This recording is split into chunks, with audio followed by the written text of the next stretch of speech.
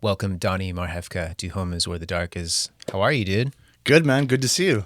Great to see you. It's been a bit, Great. and I had no idea you moved to Newport. So tell me about that. I mean, we discussed a little bit before the mics heated up, but how are you liking it over there? It's a change. Yeah. It's a change, yeah. Compared to LA, I've really noticed the difference driving up here. I'm like, oh, okay, this is where I used to live. Wow. What's the shocking difference to you? The traffic right off the bat. Yeah. Newport's a lot cleaner. Yes. Yeah. Are you like super close to the beach or? Yeah, 5-minute bike ride, Beautiful. which I do often, so it's cool. I love it. Beautiful. Mhm. So is it like, are you, when you coming back to LA, like are you noticing more of the it's like obviously it gets more and more dirty every month and like see more and more homeless people, but because since you were on Hollywood Boulevard for many years, so I'm sure you're used to seeing all kinds of homeless people and you know litter and trash and shit. And I know you worked pretty close to Jordan too when he was working at that shop. Yeah, So- we're buddies, man. Yeah. I just say hi to him every morning. Yeah. What's up, and talk about music for a few minutes and Yeah. go back to doing my thing. But going back to LA, yeah, I've noticed a big difference. It's definitely gotten worse the 2 years I've been gone, which was pretty shocking. Yeah. Yeah, you could tell right away, like just the amount of trash, graffiti, the homelessness crisis is exactly that. It's just out of control right now. Yeah, it's really sad.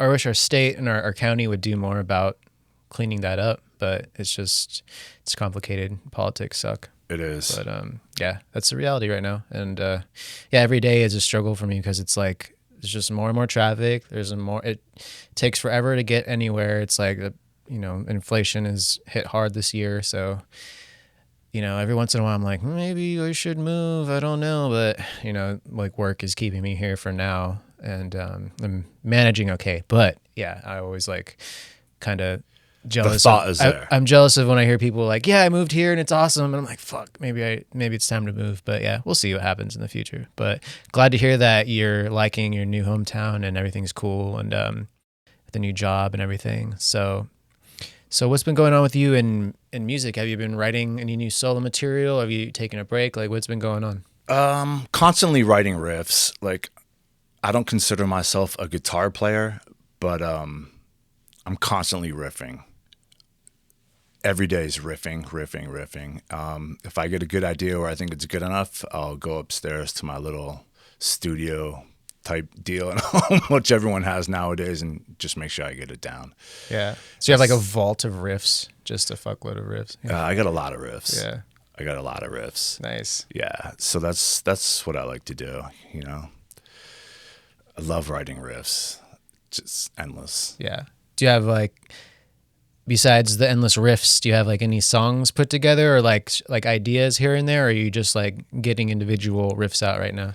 I don't have that many songs down. That's probably one of my biggest problems, not being, a skilled guitarist. Is it's hard for me to mesh everything together, and trying to put all the pieces together. It's hard for me to do that.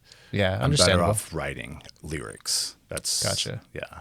Have you been doing that as well? Yeah, I have. I've actually been working a little bit with Dan Rado, the old guitar player from Ancient Spell. Mm-hmm. We've been kind of throwing riffs around, ideas, and hopefully once we have a few down, we'll be able to jam out and see where it goes from there. Nice. That's about it. We got 3 songs right now. Once we get them down, we're going to go in and see if we can belt them out. And Nice. Yeah. So I'm So looking forward to that. are you guys starting a new project? Or are you just like getting some songs together, see what happens, or what's going on? The idea is a new band and get everything going. Nice. But right now it's me, Dan, and a drummer, Rob. Cool. Yeah. So, it's in the infant stages, but, Are they in LA or are they closer to you now or? they're all here in LA. Okay. Yeah. Sweet. So yeah, you got Ancient Spell members, the original Ancient Spell members. So what's been I've always been curious about, because like I was such a huge fan of Ancient Spell, like when you guys were together, and then what year was it that you guys disbanded? I can't remember. I don't know, 2018 or 17. I don't know. It's just like a blur to me. Yeah, because I love that fucking band so much. Yeah, me too. Like yeah. I love that band. Yeah. Like we were on fire. And that last record we did with Chris Collier fucking was like, someone finally captured my voice. That was a great album, dude. That ripped. It's a fucking awesome record. Yeah. I love that record so much. Yeah. I'm very proud of that record. Hell yeah. And do you like what was the reason why, if you're cool talking about it, like what was the reason why the band broke up? I don't fucking know. That's the problem. Oh. I don't know. It's just like one day, okay, no jamming. Why? Anybody? And nobody knows. It just kind of, everyone like kind of ghosted out. And the leader of the band, or who started the band, was Conrad, and he just kind of ghosted, you know? And I fucking hate that, you know? I love the guy. He's always going to be a metal brother to me, you know? We had some good times. I don't hate the guy. It's just he went on a different path and just kind of left us all hanging. And I'm so hopeful one day, you know? Yeah. There'll be a reunion, or, you know? Because I fucking love that band. Yeah, dude. You guys always crushed it live. And I think I can't remember which one it was, but one of the whiskey shows you did, I just remember it being so fucking epic. It was packed, and you guys just crushed it, and you were like monstrous on stage, dude. It was fucking rad. There. Yeah. And there was another one at the Viper Room that I remember. I think we played with you when I was in Society 1, I believe. That was a great show as well. That. Yeah. Yeah. That was a lot of fun. Yeah, you guys always, like, you have a very monstrous stage presence in you know, a vocal tone to match. So is there anything like that you practice, or any kind of stage presence that you intentionally practice, or is it just how you naturally act on stage, or a little bit of both? Or That's a good question, because when I ask myself that same question, I always give myself a different answer. I grew up a lot with bands that have theatrics, you know? So I always wanted to make sure, if I was a frontman, that I was the guy being the frontman, captivating the crowd. And, you know, I just always wanted to be that guy. Now, again, also, I don't know. I think besides, I wanted to be the most aggressive person on stage that I could possibly be. I want to be moving. I don't really practice anything. I kind of, when I do, believe it or not, I'm like listening to 80s glam metal, and I try to sing along with them. That's like, you know, one of my, you know, vocal warm-ups. Yeah. Yeah. Trying to sing some Skid Row or something like that, you know. But other than that, it's just, I'm old school. I like to go into the studio with the guys and hammer it out for 6 hours. Yeah. I love doing it that way. I'm old school like that. Yeah. Going home and doing your homework and then going to play a show. I'm not that guy. I hear you. Yeah. I think, you know, for different frontmen, like they have different techniques and different ways of like pumping themselves up and like warming up. And some people like they have like a certain practice routine for their live show, and some people just go with the flow and feel it out every night and just let it be what it is. And yeah, I think what you said about I always enjoy more when I see a band that has a very like dominating frontman that's like owns the stage, especially for metal, like just has a big presence and just very controlled and like, you know, like militant, I guess. But what I think of, you know, you remind me of, you have like a vibe, like a corpse grinder vibe a little bit. And I always like those kind of frontmen that are just, they match with the music perfectly. There's a lot of intensity in their facial expressions and their, you know, sometimes synchronized head banging and like all that shit. It's just, I love that. Like, And I think of Corpse Grinder. Think of like another guy I like a lot is Travis Ryan from Cattle Decapitation. Okay, yeah. Just like, yeah, just gnarliness. And I don't do any of that intentionally. It's just I just do it in the moment. Okay, yeah. So you're just feeling it out I'm just every totally show. feeling it out. Yeah. I love it. Like watching bands, like it's funny when I see bands and I see this dude who's just killing it on the mic, screaming his ass off, but then the drummer does like all the talking between like set like songs. Like, man, that's your job, dude. Like, you know, Right. Yeah, I think some frontmen are a bit more reserved, and there's some that they're not great at interacting with the crowd, and I get that. So yeah, I think it is important though to just lead the show as the frontman, you know. So I always thought that was important. yeah, is there anything that do you kind of just go with the flow with that as well, or is there anything like you kind of prepare, or you have like certain phrases, in your head just ready to go in case, like, for whatever reason there's certain shows I'm sure you're feeling it less sometimes certain days just for whatever reason. So maybe do you have like any certain things like in your head ready to go? If I try to plan something, it never works. It always backfires somehow. So I just go with the flow. What was with the heart? Yeah, for sure. What was one of the craziest experiences you've had playing a show? It could be with any of your bands you've been in, but like one of the most craziest shows you had, like maybe something happening in the audience, something happening on stage. Like, what's the first thing that comes to mind for you? I love this question because I was just talking to my girlfriend about this. My band Unsanctified, we did a little mini West Coast tour, and we played a show at the Hard Rock Cafe in Tijuana, Mexico. I got videos somewhere, but the kids were so fucking nuts in the pit and going crazy. By the time we were done, they had ripped all the guitars off the wall. All the gold records were gone. Damn. Yeah, and I found out like a month after we played that the Hard Rock Cafe shut down because everything was missing. Now, I don't know if it was from us, but after that show, everything was gone off the walls. I remember someone walking out with Gene Simmons' bass guitar. I was like, oh, man. They need security. Yeah, I tried to buy it off him for a couple $100, but So there was no security? Nothing. Jeez. If there was, there's no way they could have controlled all those kids. Yeah. Damn. Yeah, that was like 2002 maybe. Yeah, that was a crazy night. So you've been in, obviously I know you for Ancient Spell, but you've been in Unsanctified as well. What other bands have you been a part of? Another band that was semi-successful was Burial. They're from Western Massachusetts. They got a record deal right after I left in 1992.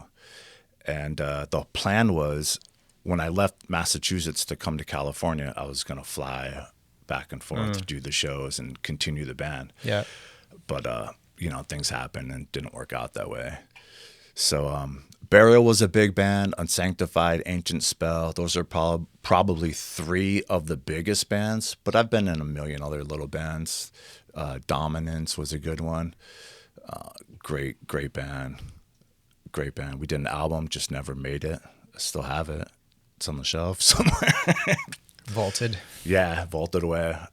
But yeah, so those three bands, they took a lot of my time.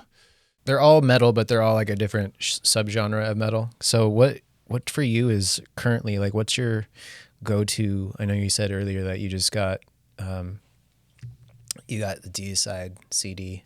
But what have you been listening to lately? Like, what are some of your inspiring metal bands or tracks right now? Well, one of my guilty pleasures is 80s glam metal. So I listen to a lot of that. I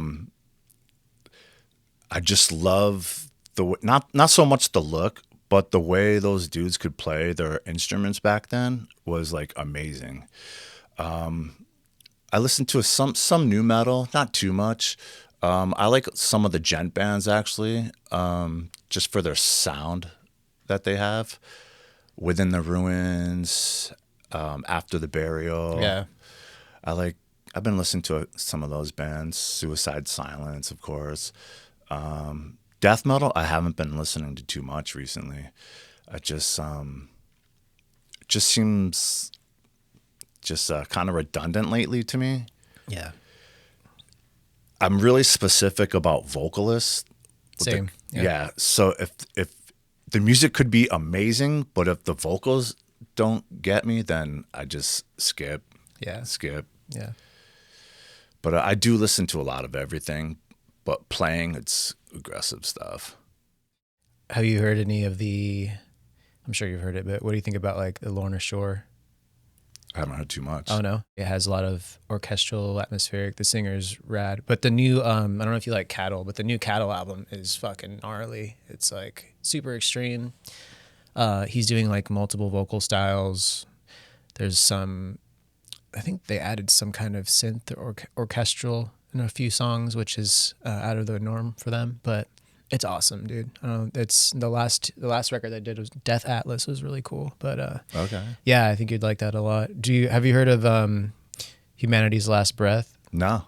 Okay, because I know I'm familiar with like the kind of vocal style you like, so you should definitely check them out because it's super super aggressive, low, heavy, but their vocalist has a very distinct, terrifying, evil growl. It's not like, some of them, it has to hit like a certain spot for me. Right. I know the same for you, but for me, it hits that spot. So I don't know, maybe it will for you, but I'll send you some links. I'll send you some links later to check Hell out. yeah. But yeah, I've been, just been trying to keep up with all the modern music as well, because it's important to know what's out there and what people are into. But yeah, I still have my favorites as everyone else does. So Yeah. You always end up going back to your old school stuff. Yeah.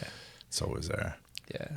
So like, besides this new project, do you have any other plans for the rest of the year or in going into next year? Like, are you hoping to get some new solo material out? Or are you just hoping to develop this new project, or what are your plans? Well, what I've been doing the last year is helping my girlfriend with her movie. So we just finished it. I did a lot of the producing. I'm actually acting in it too. So we had to shoot that out in Palm Springs or Palm Desert. It was the first day we were shooting was 115 degrees. Jesus. So it was pretty gnarly. Setting up lights, it's crazy. It's actually just got finished, and I think it's going to be on Amazon Prime in October or November. Can you say what it's called yet or no? Girls on Film is going to be the name of the title. So what's like kind of the theme, or what's it about? If you can say. It's a girl that gets tied up with the wrong people, or wrong person, I should say. Modern. I don't want to use just like online camera. Uh-huh. I don't want to give too much away but it's an amazing movie. Is it like a horror or drama or like? It's a drama. Oh, okay. Totally drama. Cool. Yeah. It's a cool movie. I saw the whole thing for the first time last week, and it's pretty surprising the way it came out. Hell yeah. Watching myself on screen is ridiculous. So is that your girl's main gig? Like, is she a director or a producer? She's a writer, producer, cool. director. So she's a one-woman show pretty much. She does it all. Nice. She's super talented. So now you've been helping her with a lot of work in the past. Like, I've seen like all the different projects you post here and there. So how do you like acting? Is that something you want to continue doing, or is it just something that you do for fun here and there? Or I'm not pursuing it, but Yeah. if I get the opportunity to do it, sure, why not? yeah. I mean, we're in the city for it. Yeah. Right on. Yeah, it's okay. Yeah.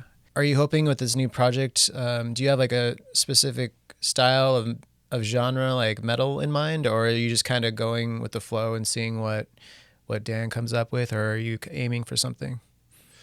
Well, the name that got tossed around was Metallica, where it's going to be riffy, chunky, not death metal, not crazy extreme metal, actual singing. So that'll be something new for me, even though I've kind of dabbled a little bit of that in the past. Yeah. This will be more directed toward that. So we'll see. We'll see. I've had opportunities before, like, okay, we're going to go in and it's going to be a singing. You're going to sing. And then as soon as I get the mic, I'd start growling. Like, no, fuck, stop.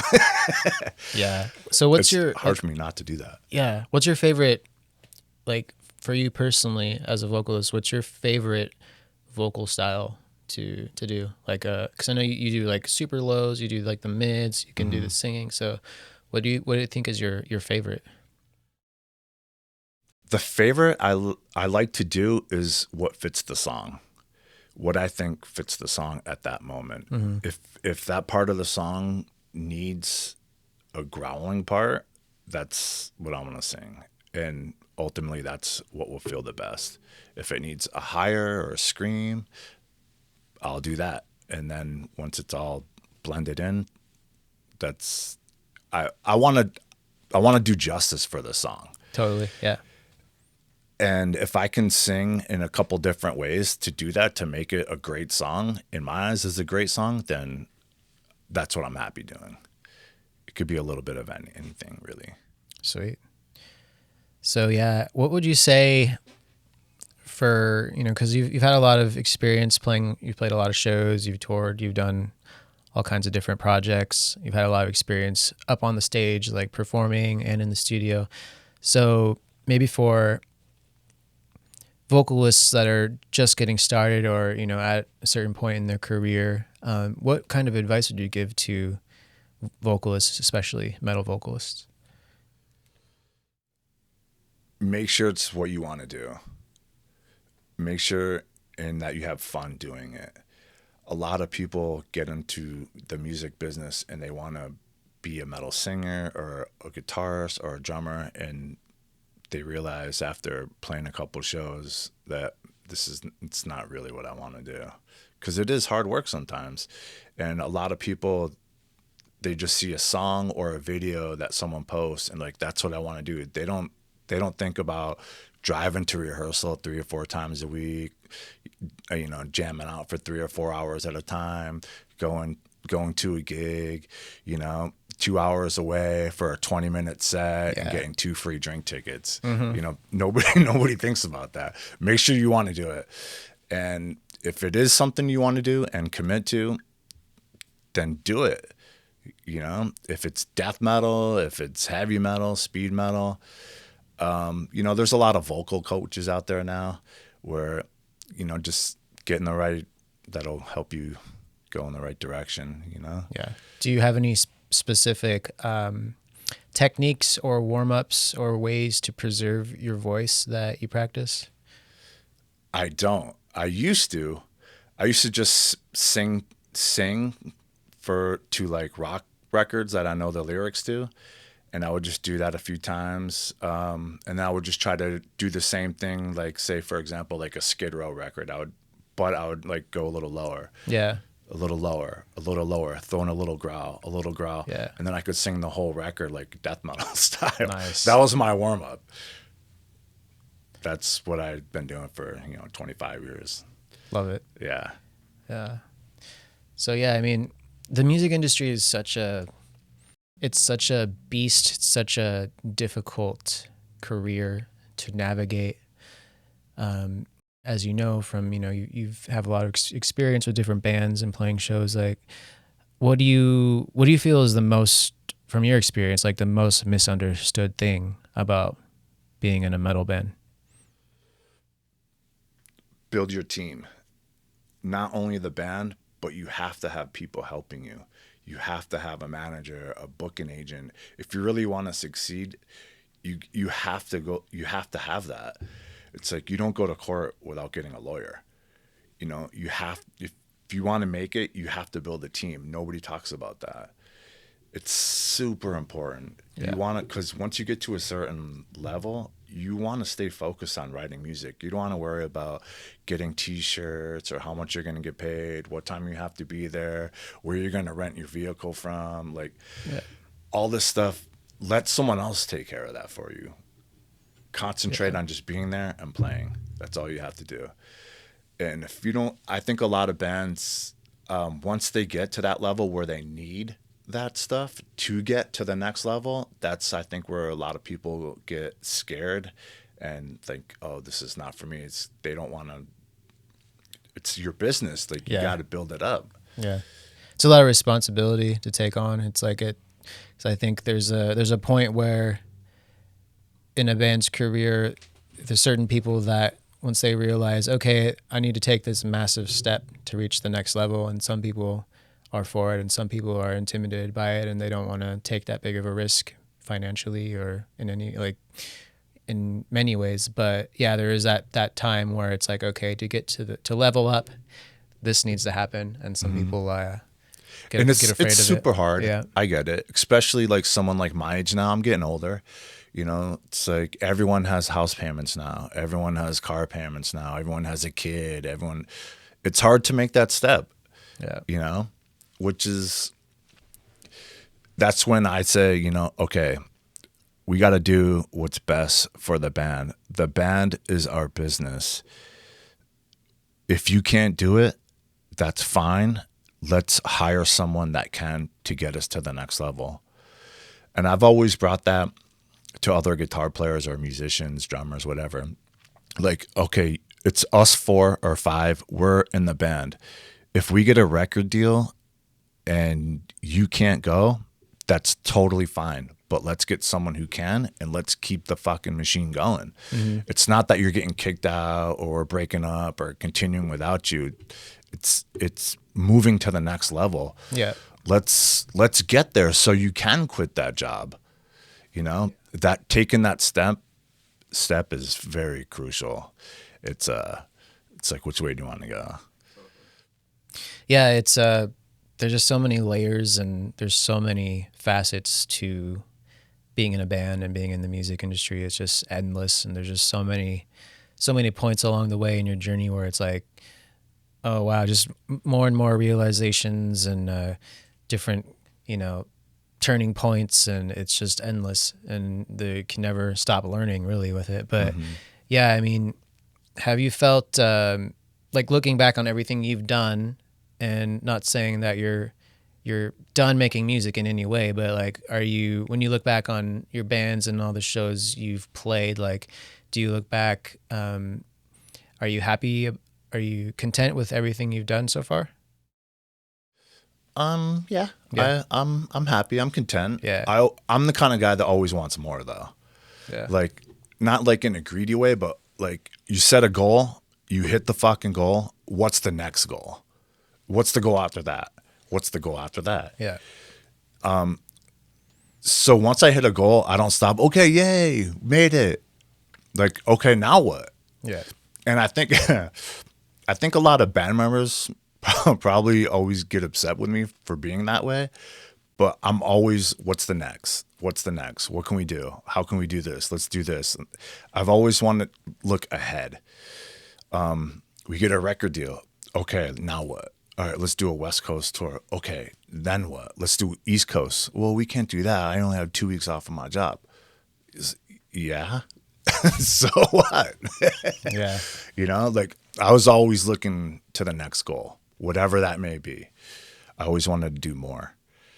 Yeah. That's another thing, is when sometimes over time, certain people in the band will filter themselves out, like what you just said about, okay, well, we're doing well, we have interest in this booking agent wants to put us on a 2-3 week 4 week tour, West Coast, East Coast, whatever, but there's one person in the band that's like not willing to take off that time or risk their job to take off that time. And you know, sometimes that's when you have to make a decision. Okay, well, we're doing this for real, you know, this is our life. So sometimes there's that one person that is just not willing to make those sacrifices for the greater good. And there comes to the point where, like, you have to let people go, you know, and find people who are 110% in, you know what I mean? So I understand that. And definitely, if you got a solid fucking band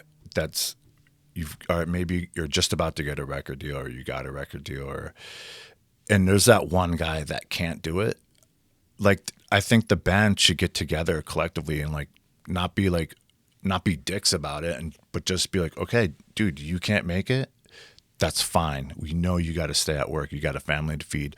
Let's hire a gun and go on the road and let's do that 6 weeks tour. Yeah. The band should be cool with that. And the guy that can't do it should be cool with that. It's like, you're not getting kicked out of the band. We need someone to fill your slot. Yeah. Yeah. And I think more bands should be open to do that, because I think a lot of bands have broken up because of that. Yep. Oh, we can't go on tour because the bass player can't go. Like, no, go. Like, if you guys have been working your asses off for 5, 6, 7 years, you're getting to the point where you can do it, go. Fucking do it. Get to the next level. Yeah. And I think a lot of bands get discouraged, and like if a bass player can't do it, or drummer or whatever, that they can't do it, the band's like, okay, we can't go, the bass player is out, like, and then disband. Like, no, like, you're right there, keep it going. Yeah, there's got to be, there's always, in each band there's a band leader, but there needs to be someone who is there to make sure everyone is getting along and everyone's on the same page and the band is progressing to the next level. And yeah, sometimes you got to let someone go. Sometimes you have to have someone come in as a hired gun, and the original member can resume shows later, like in the hometown. But yeah, it's just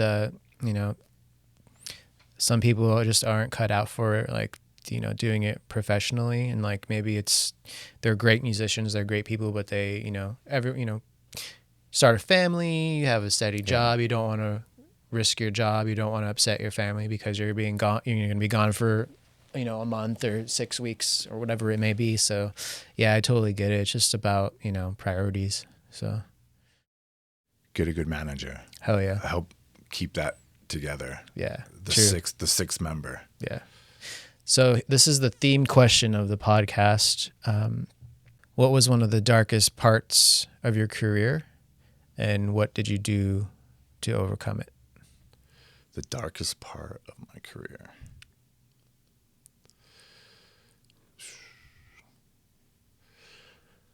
Probably when I was younger, getting into drinking a little bit more than probably I should have. Definitely stopped me and the band from doing a lot more than what we could have. We could have definitely, Unsanctified. That was a band that we did get a record deal, and we could have definitely did something better, but, we were all drinking heavily. Like, we're doing like fifths of Jack Daniels every rehearsal, still playing and still getting shit done, but it definitely, hindered us a little bit. Yeah. Yeah. That was a dark time when I was probably, I don't know, I was 25 or 26, and that was going to rehearsal. We each have a fucking bottle of Jack Daniels, and we're all driving home after that. Yeah. And then we do it again the next day. Yeah. I can relate. I know. Yeah. How long have you been sober? 8 years now? Nice. Yeah. It's been 2 for me, but How do you feel? amazing. Yeah. It's ridiculous. It's ridiculous. Everything changes. Your life flips on itself. It's insane. Yeah. Like, I You love see it. things differently. Yeah. Yeah. Definitely. Best decision I've ever made, Mm-hmm.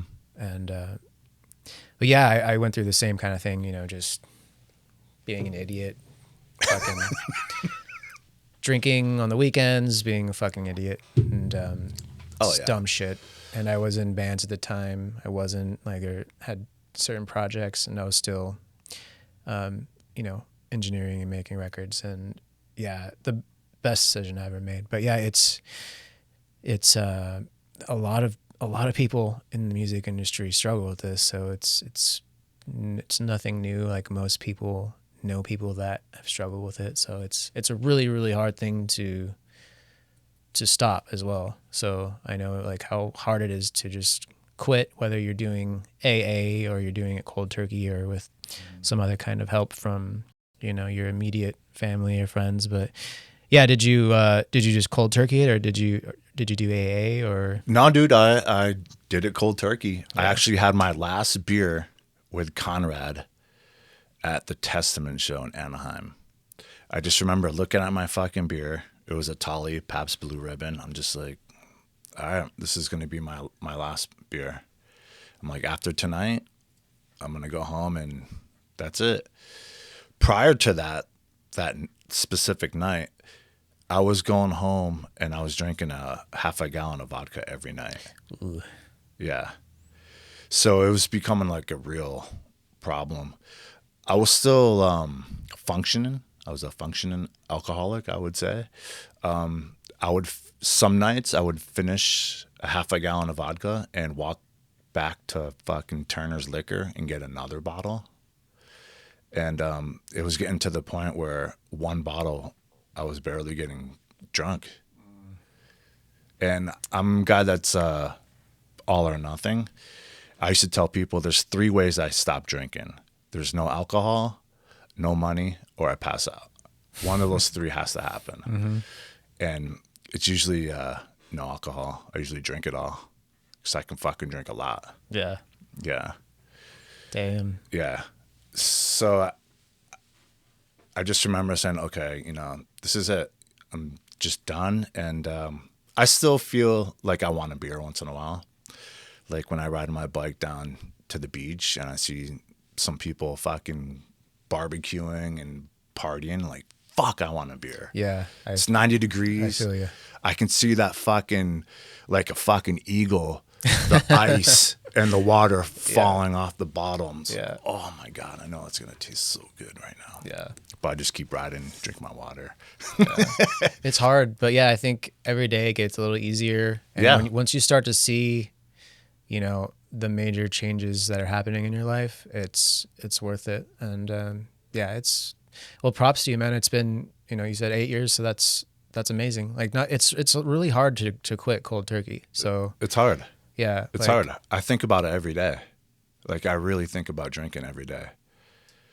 Because I just know it's going to be fun. It's going to be fucking fun. No matter what you're doing, it's fun. Yeah. Do you ever have like non-alcoholic beers or anything? No. Can't fuck I with think it. That's just like dangling the carrot in front of the rabbit. Yeah. I'll have one every once in a while, but it doesn't do anything for me. It's like, it's not supposed to, right? It's just like, it's not it's helping. like, oh, this is what beer kind of tastes like. Yeah. Well, dude, thank you for sharing that though. Cause, it's a dark place to go, but yeah, I can relate to you 100%, I have more energy than I've ever had in my life. Like, I just feel like I can do anything. Like, I ride my bike 12 miles every day, like, no problem. Fucking, I love it. Just, it's different. It's different. You feel like you can kick anyone's ass. Like, you go to the gym, fucking like, oh, you get that fucking Arnold pump that he always talks about, and you just feel like you can break anyone's skull. Not that you'd want to, but, just that, I love that feeling. One of the major things I noticed too, maybe after like I would say like the first couple months was pretty hard. But after that, after like 4 months, I started to notice it just feels like there's this weight lifted off your body. Like it just felt like the whole time during drinking, there's this resistance, this like, this felt like sludge, like your body was just like your eyes are weighing down or something. Yeah. Like it just feels like a major weight on you. And then slowly over the months of sobriety, I was like, your head waking gets back clear. up. Yeah, waking back up, like, clarity and just feel awesome. Like in what you just said, like you do feel you even taste food different. Everything feels different, and I started to slowly wake up earlier and earlier, and like I could just snap out of bed, like. I get up at like 6. I get up at 6:30. I'm like ready to go, like perfect, like feeling awesome. And I'm like, this is. It was just like wow. I wake up at 5:30 every morning. Like, all right, I'm ready to fucking kick today's ass. So, like, what can I do? Yeah, it feels awesome. Because before, like during the time, it was. I would get up at like still wouldn't get up too late, but 8, 9. But I would just like just sludge out of bed all Right. slow. It would take me like an hour to like finally feel awake. Oh God, it sucks. Yeah, And after drinking 4 cups of coffee and yeah. yeah, fuck that feeling, man.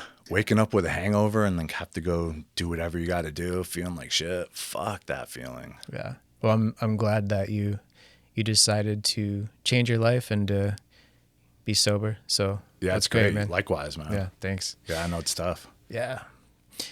Well, Donnie, tell us a little bit, like before we wrap it up, tell us about, you know, what your plans are, like going into 2024, like what we can expect, like music wise from you, and just let us know like what to look out for. Well, this new movie that's coming out, I'm pretty excited about that. Me and my girl, we work super hard on that thing. Like, especially her, she spends hours and hours and hours on the computer editing. And so I'm real proud of that movie. It's going to be coming out called Girls on Film. I'm working with Dan right now, trying to get a new band off the ground. We got 3 songs. He sent me 3 songs. I'm trying to write some lyrics to him now. And hopefully we can get that thing off the ground. I'm still doing my solo stuff, just kind of still throwing riffs together. The endless pile of riffs I got to try to tie together. Hell yeah. But yeah, you know, I'm still looking out for another band as well. You know, I'm always keeping my eye out for a band looking for a vocalist because I'm always ready to go, man. Like, I want to go, you know? Like you want to get back in the studio or get back on the road, or ideally what would be like what you would like to do? Ideally, if a band, just throwing the name out there, not necessarily them, but fucking Lamb of God's like, hey, we need a vocalist. Randy decides he wants to retire. Fucking come on in, learn some songs, and let's take it on the road and do it as a full-time gig. I would love that. Like, I would love that. That's my dream. That's what I've been thinking about since I've been a little kid. Like, I want to be a rock star, you know? Yeah. So you want to come in, and take the place of like a major band and like get like a major gig, basically. Well, Yeah. a band that's already established. Yeah. Right. I mean, they pretty much did all the work for you, basically. You know, I mean, that's been the dream since I was, 5, 6 years old. You know, starting out playing drums. You know, that was my first instrument, playing drums. The first time I saw Tommy Lee, I was like, "Holy fuck, dude, that's what I want to do, man." So the first 10 years of my music career was playing drums. So Do you still jam or no? I haven't played drums probably 10 years at least now. Yeah. Well, when did you decide to switch to vocals? This is a cool story. Back in Massachusetts, I was playing drums and I had just moved to a new apartment about 20 miles away from where I'm from. Casually walking down the grocery store, getting some stuff together, I was wearing my Cannibal Corpse hat. And this kid comes over and he's like, "Hey, you like Cannibal Corpse?" I'm like, "Yeah, I love Cannibal Corpse." He's like, "Hey, my band's looking for a drummer. Do you want to come over and play drums?" I'm like, "All right."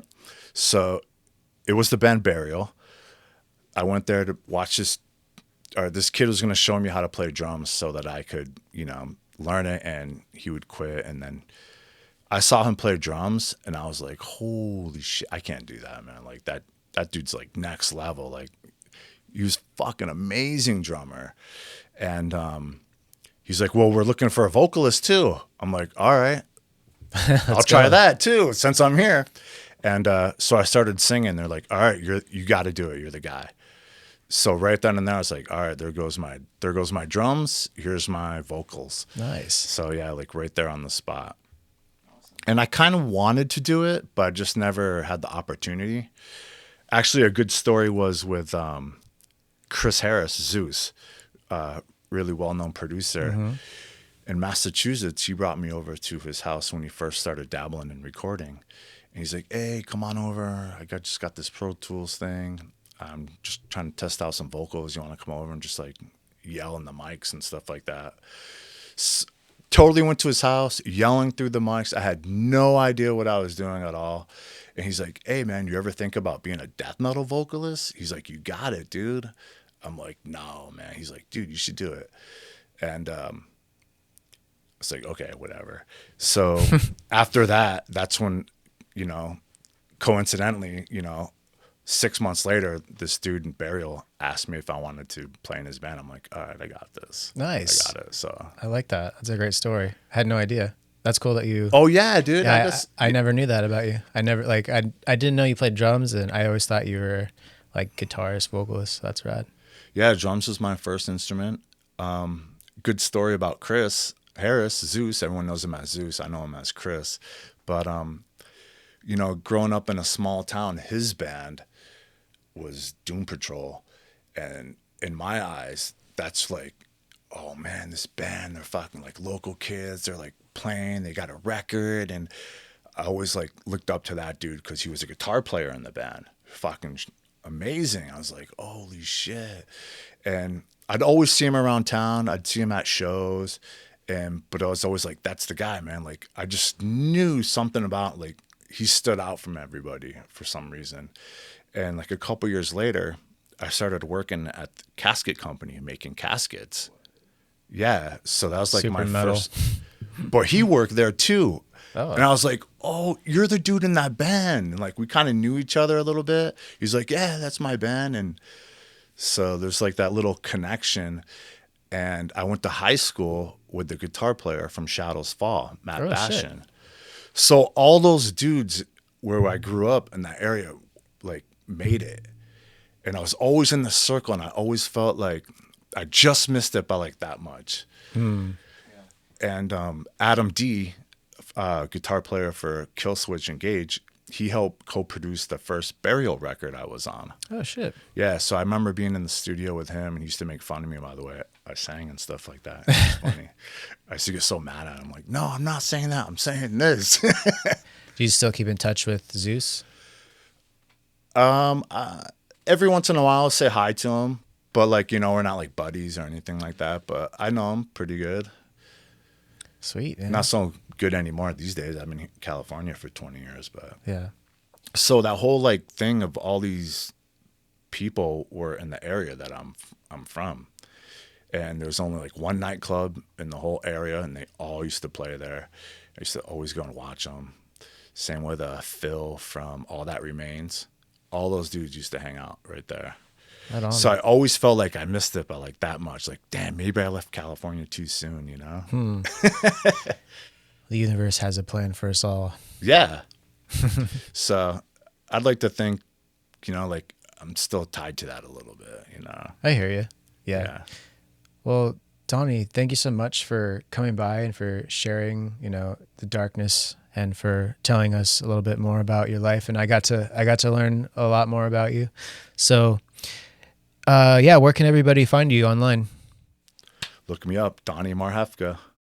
Marhefka.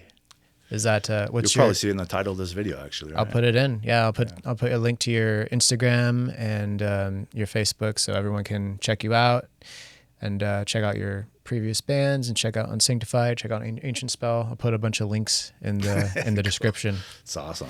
It's a Cool, pleasure man. to be here, man. Like, legendary location too, you know? Yeah, Sound absolutely. City, fucking amazing. It's cool. Thank you. Thanks for coming. It's great to have you. Great to chat. And yeah, cheers, everyone. Thanks.